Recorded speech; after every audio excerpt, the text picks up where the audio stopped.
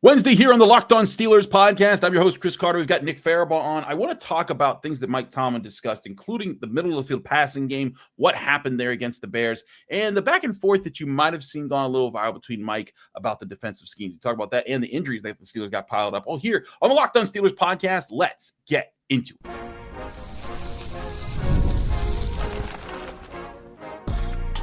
You are Locked On Steelers, your daily Pittsburgh Steelers podcast. Part of the Locked On Podcast Network, your team every day.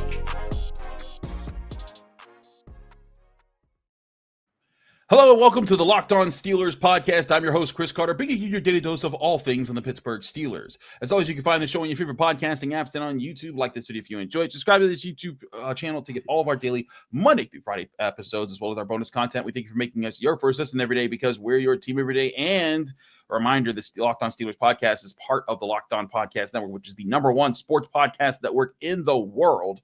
We're also brought to you by FanDuel Sportsbook, the #1 sportsbook in America. When you sign up, if you're a new customer signing up for FanDuel, you can bet just $5. And if your bet hits, you'll get $300 in bonus bets to use across the app.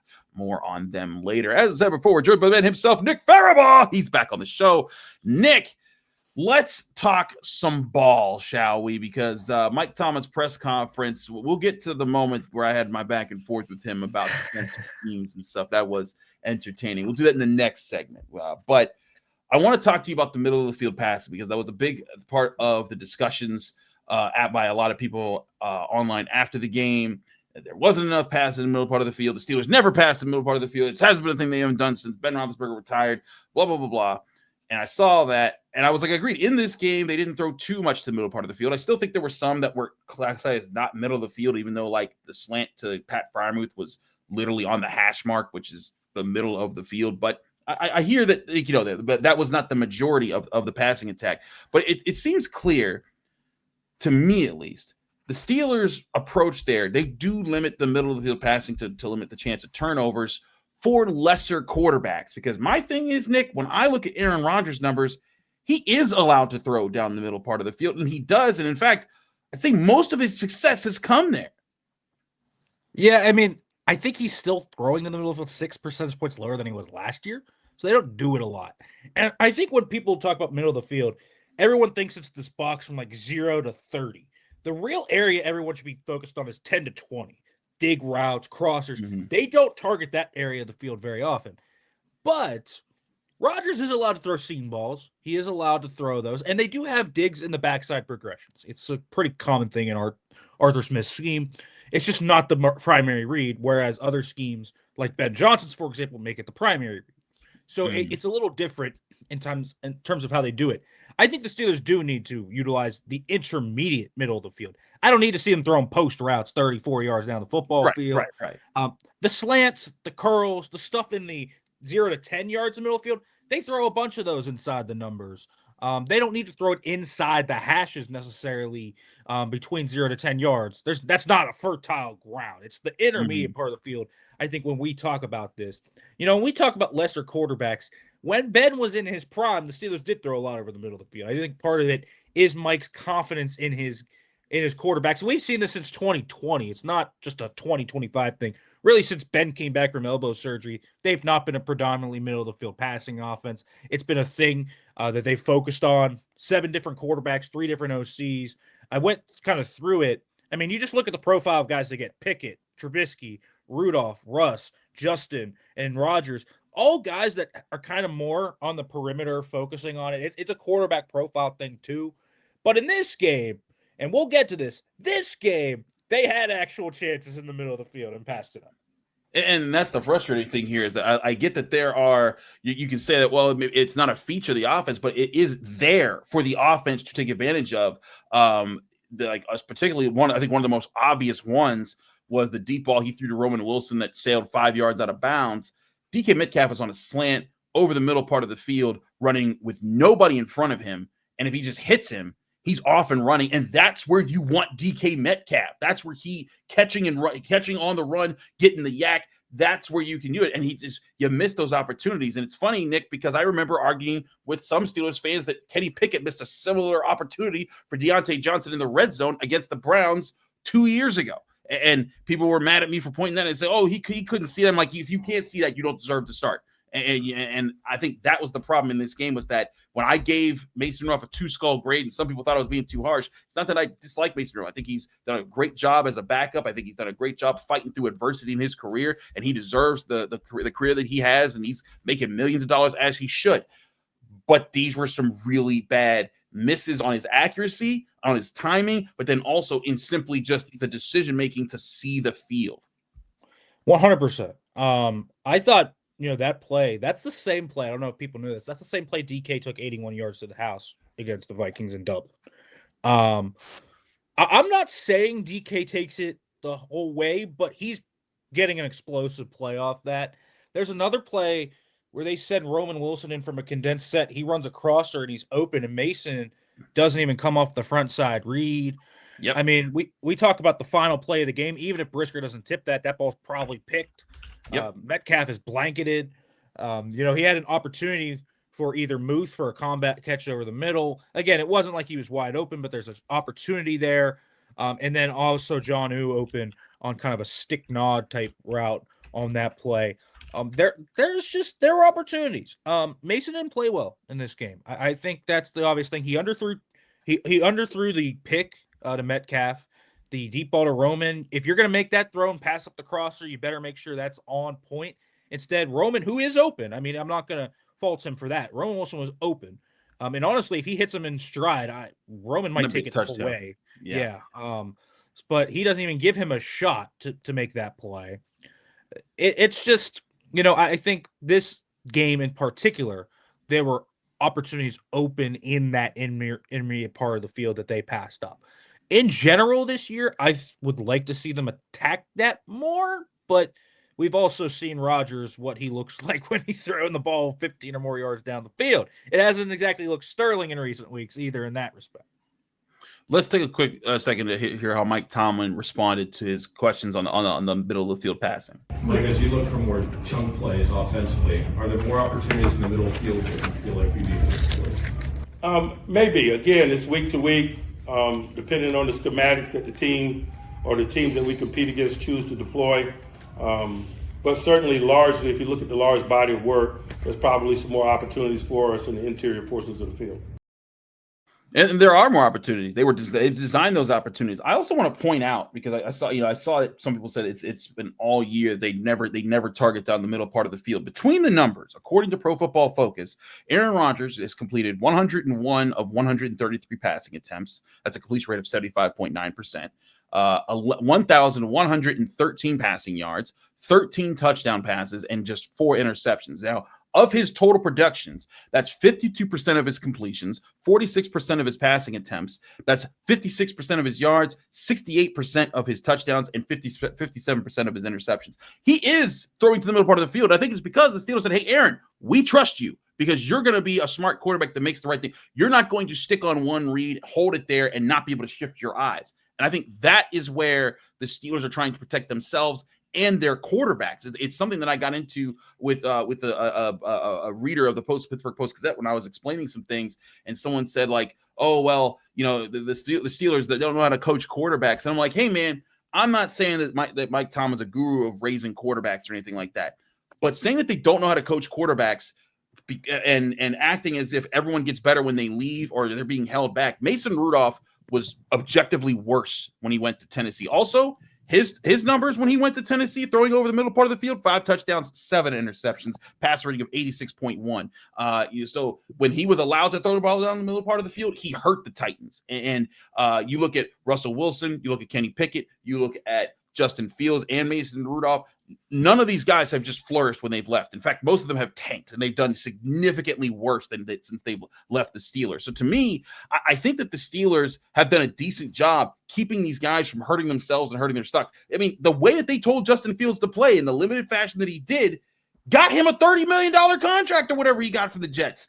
Now he's been exposed, and everyone's like, well, yeah, we're not going to be paying that guy much more after this. I just think, Nick,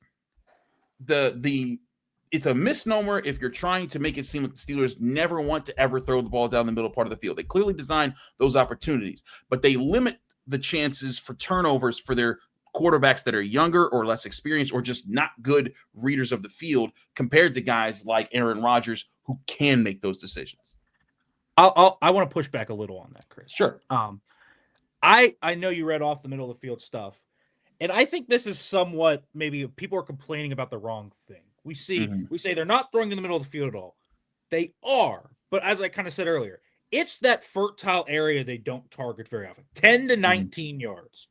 That's where they don't target very often. Doesn't matter if it's been Rodgers, Ben, Russ. They don't. It's seam balls or nothing. They don't run digs. They don't run deep, skinny posts. They don't really open up that area of the field. There's not schematics in the playbook to really attack that as part of a game plan. So that's my issue. 10 to 19 yards. They run plenty of slants. They run plenty of stick routes. They run plenty of mesh. They run little drag routes. They do all of this stuff. So the underneath middle of the field, they attack that plenty. We have seen that throughout this. I also don't need them to go 30 yards down the middle of the field. I don't need a post route. By the way, they ran a good deal of posts and double moves. The Bears were on them. I don't know if anyone watched the All-22, but they ran them. They ran those. I would like to see, so where I'm gonna kind of pop in here is, all right, give me Roman Wilson on motion on a crosser that's 15 yards. We've seen it. We've seen it before in the preseason. Yep. I want to see that stuff. I want to see some play action drag routes. I want to see some play action little digs. That's where I want to see. Use the speed of guys like Austin, guys like Wilson, even guys like Scotty Miller. Right. They are fast, and horizontal is their game. And I agree with that part. That is a part that I think could be better. That's where they need to attack. It's not like they don't try to attack the middle of the field, but it's the intermediate part of the middle of the field, which is, to be fair, what we're talking about, the most dangerous part. That is where picks happen, but it's also where explosives happen.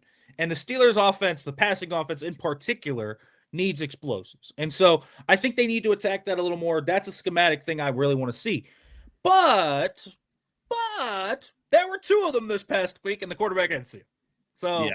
So there's something there. But either way, when people say attack the middle of the field, I want to talk about that targeted area that I'm talking about. Because the Bears all game were just throwing 20-yard digs, 15-yard digs, seam balls. Like the Steelers, I don't think are going to operate like that.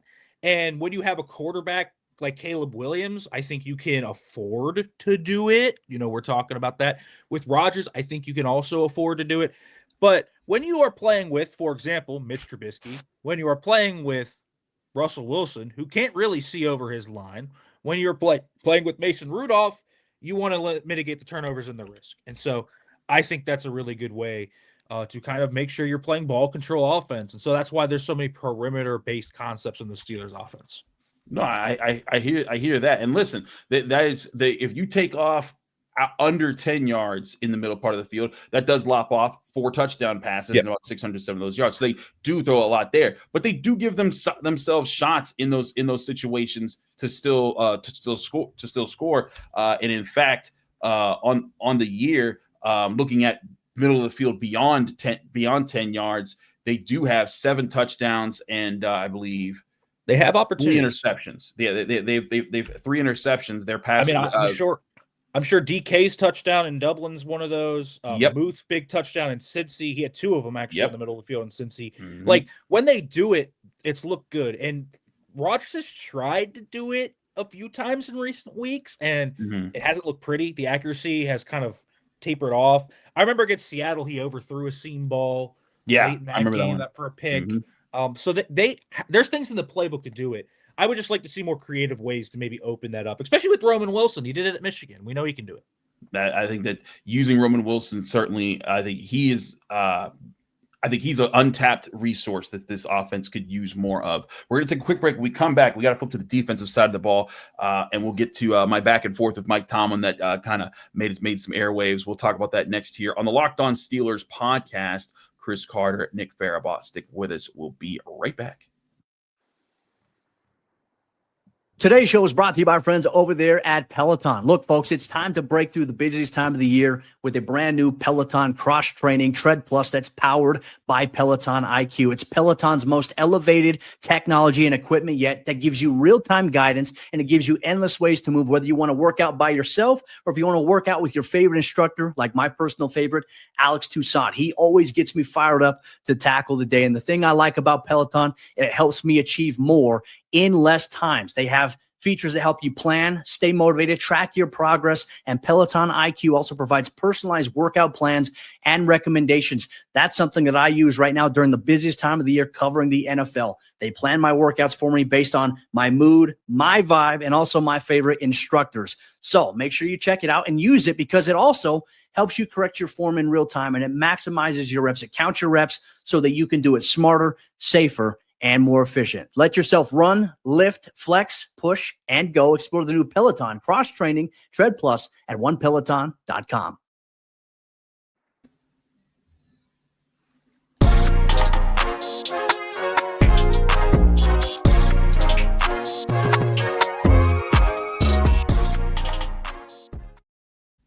Welcome back to the Locked On Steelers podcast. Chris Carter, Nick Farabaugh.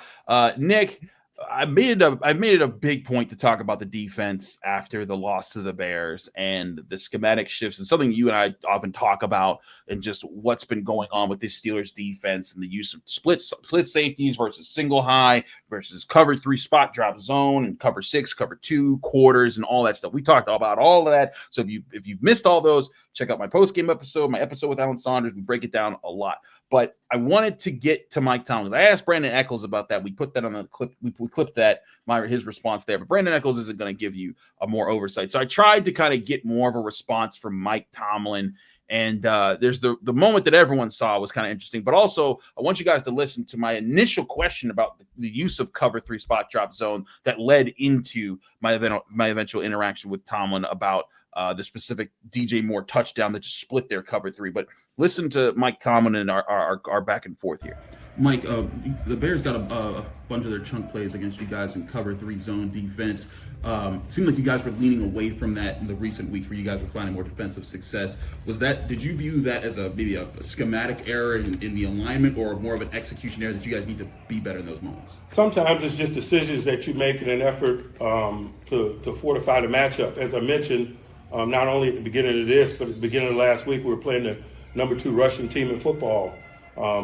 And so, man, that requires a certain deployment of schematics. And oftentimes the play-action pass is a negative byproduct of that. I thought they executed their play-action passing game with more fluidity and more consistently than they had leading up to our game. And so I got to give them credit for their planning and execution in that space. In the situation of the 25-yard Moore touchdown where we ran up the seam against you guys, it was trips right, 4 verticals. Is that a situation where you have to check out of the cover 3 zone? I am not going to peel back the layers of how we function from a schematic standpoint, although I'm impressed by the depth of your question. So from my perspective, I'm like, all right, Mike caught me because I was trying to be slick. I was trying to lead in with the cover 3 question, and then I appreciate Jerry Dulac also let me finish, get my follow-up in, and I was trying to sneak it. Okay, so about this one play, and he was just like, yeah, nice try, buddy. He even gave me a nice try walking off the podium. But Nick, I think that part of this is, and I saw a lot of people respond to this the wrong way. People were like, hey, Chris, thank you for asking a question that a lot of us had. And I try to do my best by getting in questions that I think are relevant to important conversations about the Steelers and team-wise and schematics and film and all those things. But, in doing so, I do so respectfully because, it's a profession. But I think a lot of people misread that, like, oh, wow, he couldn't answer because he doesn't know. And it's like, buddy, it's not that. He's, like you said, he's not going to be opening up the playbook for me to see all the things, because if he does that for me right there on national television, he's doing it for everybody. And then all the coaches get to see that. And so could it have been that Brandon Echols needed to check in, needed to just drop back and run with the guy? Maybe. Could it have been Jalen Ramsey should have said, hey, I'm the deep safety and that's trips. We need to get the heck out of cover 3. This needs to be quarters. Maybe. Could it have been that they just needed to call timeout and say, hey, new approach. We're not doing this. Maybe. But I think his whole thing is, I'm not even going to give you a hint into which direction it should have gone, because that's my job as the head coach to protect my team. Yeah, keep things in-house. I get it. as someone who watches it, if you think that a head coach of a team in the National Football League doesn't know that you need to check out of country cover 3 against trips, Right. High school coaches know that. Exactly. And yes, it is an egregious mistake. Whatever the reason was, whether it was a miscommunication, the call was maybe mishandled, whatever. It's an egregious thing. But I'm not shocked Mike didn't give you the answer. Right. I really would have found it interesting, Chris, if you had followed it up and said, so Mike, going to Kyle Monungai's touchdown, 3rd and goal on the 2-yard line. I know it's there in 11 personnel. Why are you in nickel? Nick, Bert Lawton was standing off to my right. He would have maybe shot me like, all right, Chris, that's enough out of you. Pow, and I just would have been done. So I didn't need that kind of smoke. I was pushing my luck there. But to your point, there are times where I think they get caught in certain schematic mismatches. And that's where I think that that I wanted to try to see if I could get a response as far as what goes into fixing that. Because again, and you and I talked about this, against the Colts, even against the Chargers, I didn't think they were caught schematically wrong there. But against the Bengals, they were not. They were in position. They were in position and aggressive, and you saw how attentive their guys were at playing the details of their assignments in when they were calling too high and going cover 2 and quarters and cover 6. They were rotating those. And listen, and you brought this up last week, is that they've been doing a good job of rotating. It's not just the same too high cover looks. It's mixing those up, and it keeps teams guessing. And I get trying to go back to cover 3 to keep a team guessing even more and just being like, hey, you know what? Maybe they think we won't do this. But when it's this ineffective, in my opinion, this is where the coaches have to stand back and say, all right, guys, we've been trying this. We're going to put this one back in the box, and we're going to avoid it like the plague. We're going to run a lot more man. If we go single high, it's cover 1, or if we go single high, it's to disguise the cover 2, cover 4, cover 6 looks.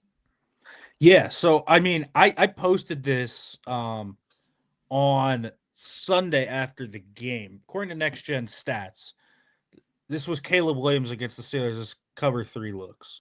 14 of 23, 172 of his 239 yards, 2 touchdowns, and a 113 passer rating. I mean, against their one covers, they played the most. They played cover 3 44% of the time in this game. Yeah. It's pretty damning. I mean, yeah. Let's be real. They got crushed in those looks. Now, if you watch the film, I'm not going to endorse the way they played quarters either, but that wasn't a coaching error. They were the safeties. I think Ramsey and Duggar did not have a good game. So I thought that was something. I think that was part of it as well.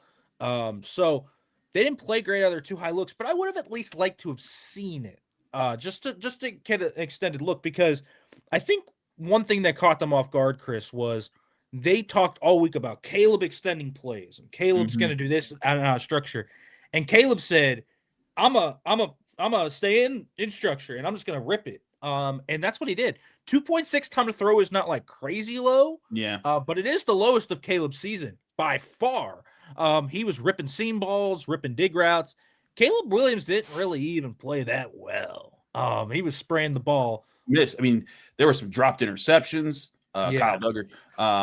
There were some misses on his part that I thought were intriguing me. And that sack fumble in the end zone. Yep. I mean, he needs to eat that. He needs to get rid of it. But 2, he once TJ Watt had him in the grass, when he was trying to flick it, I was like, oh, buddy, like that's that's not what you do there. So I think that was the thing, was this week of going cover 3 and trying that. I think it was a big part of what cost them this game. It wasn't the only thing. I think Mason Rudolph also played a big role. I think some of the penalties that they took were played a part, and there were certainly execution issues as well. But I feel like this needs to be a lesson that is learned about this current personnel. Maybe you try this again next year if you go and get different guys for the secondary. Because I'm sure with Minkah Fitzpatrick, this might have been different as the middle guy, because I think he calls out stuff, he sees stuff, he might be a little bit better there. But you need to recognize you don't got him anymore, and so you got to respect what Jalen Ramsey gives you. And I think Jalen Ramsey, like, part of it might be that Jalen Ramsey is so used to just playing his corner role that sometimes he calls things out, but there's other moments where he won't call something out because naturally it's just not what he does in a certain spot. He's supposed to be the central communicator. And again, this goes back to, I think that if I tried to get that specifically out of Tomlin, he'd be like, no, I'm not going to do it, because then everyone's going to know Jalen's having communication issues, and that puts him on Front Street. It puts it out there for everyone to see, and it takes away the guessing games that other teams are having to do, just like we are doing as the guys who study the film of this team and then try to make sense of it and then talk to the players and coaches about it.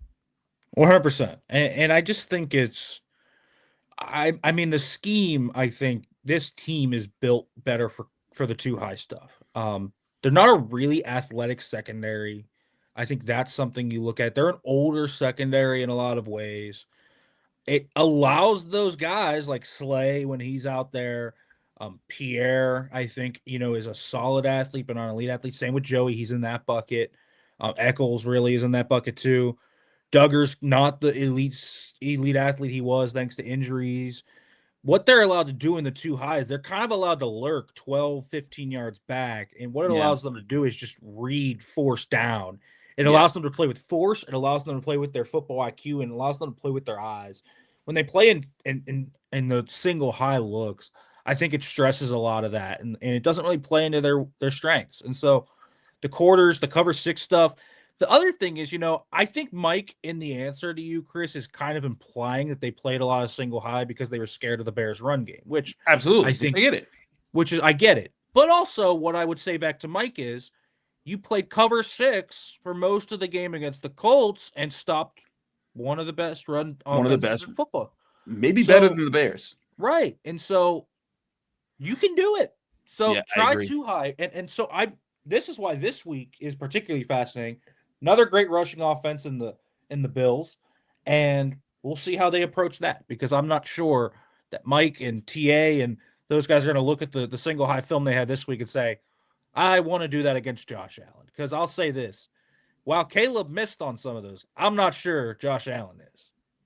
Yeah, exactly. And they need to be ready for him. We'll be talking about that tomorrow on Crossover Thursday, but don't go anywhere, because when we come back, I want to talk about the injury situation the Steelers have, because I think that they did not get the kind of feedback that they were hoping to get on their injuries when they went in. So we'll talk about that next. Who all's hurt and how the Steelers need to respond to it next here on the Locked On Steelers podcast. Chris Carter, Nick Farabaugh, stick with us. Be right back. But first, I want to remind you this show is also brought to you by FanDuel Sportsbook, the #1 sportsbook in America. The NBA is back, and there's no better place to get in on all the action than FanDuel, official sports betting partner of the NBA. Even if you miss the start of the game or want to ride the hot hand, FanDuel has live bets on everything from who will score next to who's going to have the fourth quarter comeback. Plus, you can even combine your live bets into a same-game parlay for a shot at a bigger payout. It keeps every game exciting, and especially when your team's making that late push. Right now, FanDuel is giving new customers $300 in bonus bets when you hit on your first bet of $5 or more. So head to FanDuel.com to sign up and play your game with FanDuel, official sports betting partner of the NBA.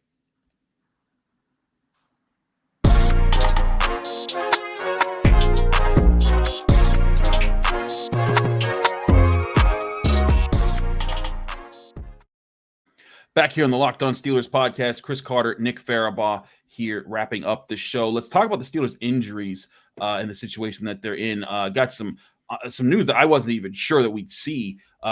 One, Broderick Jones being out with a neck injury. He did look very frustrated coming off the field. He slammed his helmet, and he kind of talked about it after the game, saying that it was partially because he jumped, or a guy, I think it was, I forget which defender it was, but when they jumped up, it like they sort of landed on his neck weird, because it was just an awkward angle when they were trying to bat down a pass. And so he's out with a neck injury. But Derek Harmon is going to be out with a knee injury that Mike Tomlin described that he finished the game with. Both of those are some big losses, because, and I know some people are thinking like Broderick Jones. I'm like, but yes, Broderick Jones played well this last game, and this is a Bills defense that does not do well against the run. I thought it could have been this could still be a week where all hands are on deck and they do that, but they need Derek Harmon in the interior of this defensive line because that was where they got killed by the Ravens last year. Was they got pushed off the middle, and that allowed the Ravens' run game to flourish. And Derek Harmon, I think, has done a good job in helping neutralize that against a lot of teams this year. They got to hope that he's back for at least one of these Ravens games. Harmon was phenomenal on Sunday in the run defense part of this game, which I thought was a big reason they were able to slow him down. Y.A. Black is going to start, and Y.A.'s been a roller coaster, man. I mean, he really has. Good weeks, but some bad weeks. And when he's bad, he's bad. That's why they play him like 3 snaps. Now he's going to start. I mean, And behind him, you have Azazie Otomowo, Logan Lee, and Broderick Martin Rhodes. So Daniel Ekuwale's done for the year, remember? Yeah. He just got popped for PEDs today, too. So he would have been suspended anyways. But it's thin on the defensive line. And this makes, in my opinion, is Alex Highsmith going to play? Very much more important. He has that pec issue. They need Alex Highsmith because I think they need to run a lot of the 3 outside linebacker looks if they can. And to address on that, Mike Tomlin also said Aaron Rodgers is limited to start the week, but they have quote unquote great optimism that he'll play Sunday. They also said that Alex Highsmith could be categorized the same way. I agree. Highsmith playing could be a way to help against that. Him, Herbig, Watt playing a lot of snaps together, get Sawyer up in there. I think that's certainly part of it. But other injuries that were listed here that they're going to be watched this week. Joey Porter Jr. left the game with a hip injury. DK Metcalf with an ankle. Ben Skoranek with a shoulder. And Ben Skoranek, unfortunately, special teamer. But those are two big ones next to him. DK Metcalf and Joey Porter Jr. Personally, Nick, I felt that over the past month, Joey Porter Jr. has played his best football as a professional. And if that's the version of Joey Porter Jr. the Steelers get going out for the rest of the year and he's healthy, they have a number one corner on their roster, and that's a guy that I absolutely do pay to stick around moving forward. So I think it's unfortunate if he does miss this upcoming game. Luckily for the Steelers, he used limited early in the week, which is typically Mike's way of saying they'll play, but they just won't practice early in the week. Same thing with Jalen Warren and Sayamala last week. So I'm optimistic, and I think Porter, he said it was a hip flexor after the game. So that helps too, because hip pointers are tricky at times. Hip flexors are a little easier to deal with. I do think Metcalf, you saw the ankle injury wear on him in the second half. I know he battled through it. But he was not separating as well. He didn't have the same burst off the line of scrimmage. So I thought that was noticeable. Skoranek is a sneaky big one. I think, one, because they've lost Killebrew and they've lost some other key special teamers. So he's now big, but he also is just a monster blocker on offense. And he really, really had a few great run blocks to spring Warren and Gainwell against the Bears. And he's been kind of an underrated chess piece for them. So I do think all three of those guys, just based on Mike's kind of language, will probably play. But Metcalf with the ankle, I think, is one to watch, even if he does play, because how effective is he with the ankle, right? I think that's a big thing. Like, it was the same thing with Jalen Warren coming into this week of how effective would he be. He looked good, so you hope that that Metcalf does as well. But this is a banged-up team right now, man, and they got lucky for most of the year. They were extremely healthy compared to the average NFL team. But when you have an early bye week and things just kind of roll together, you're gonna stack the injuries, and that's what's happening with Pittsburgh right now.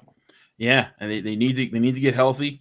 But I think at the same time, this is this is part of what happens at this part of the season. Who manages injuries the best? The Bears had 3 missing linebackers last week. Yep. We're missing Mason Rudolph or missing Aaron Rodgers. This is no surprise. I mean, we've seen the Steelers roll out, practice squatters at linebackers and safeties and corners. One time we've seen them do a whole secondary of practice squatters and been able to win games. I'm not saying it precludes them, but it certainly adds to a challenge when you got a 7-4 hungry Bills team desperate to get a win coming to town. Certainly something the Steelers have to be mindful of. We'll keep you up to date with those injuries throughout the week. This is the Wednesday episode. We will have our crossover Thursday episode tomorrow, so we'll see what other updates that we can get you there. But stay tuned for all that in the Locked On Steelers podcast. Nick, thanks so much for joining us. Let people know where they can find you, follow you, and get more of your work. Yeah, you can follow me on Twitter at Farabaugh FB. Make sure to check out Blue Sky Nick Farabaugh. You can read my stuff at penlive.com/Steelers and check out the YouTube channel, The Steelers Blitz. Absolutely. He's Nick Farabaugh. I'm Chris Carter. You can follow me on Twitter, Instagram, TikTok, Blue Sky, wherever you get social media. It's always at Carter Critiques is my handle. You can read my work in the Pittsburgh Post-Gazette by going to post-gazette.com. You can find me here on the Locked On Steelers podcast every day, Monday through Friday, breaking down your Pittsburgh Steelers. Back here tomorrow for crossover Thursday with Joe Marino of Locked On Bills. We'll see you here.